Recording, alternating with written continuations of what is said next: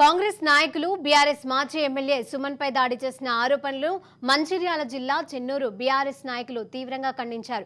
కాంగ్రెస్ నాయకులే అక్రమ దందాలకు పాల్పడుతున్నారని అన్నారు. తమపై బురద జల్లే ప్రయత్నం చేస్తే సహించేదే లేదని అన్నారు.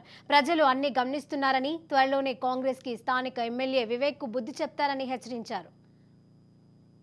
తెలంగాణలో సగభాగం మొత్తం అతను బియ్యం స్మగ్లింగ్ చేసుకుంటూ ఇక్కడ అధికారులను మరి రాజకీయ పార్టీ నాయకులను మరి కొనుక్కుంటూ అతను దందా కొనసాగిస్తున్న తరుణం లోపల మరి చెన్నూరు నడి ఒడ్డున మరి బియ్యం లారీ కాంగ్రెస్ పార్టీ నాయకులు పట్టిండ్రు.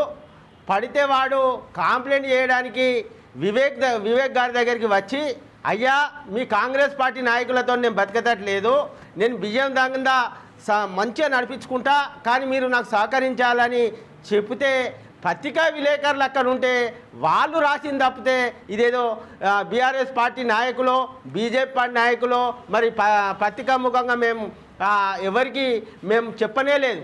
కానీ చెప్పకున్నా కానీ నిన్న పత్రికా ముఖంగా వచ్చిన వార్తను మేము ప్రజలకు చూపెడితే ఆ యొక్క వార్తను మేమేదో తయారు చేసి పెట్టించినట్టు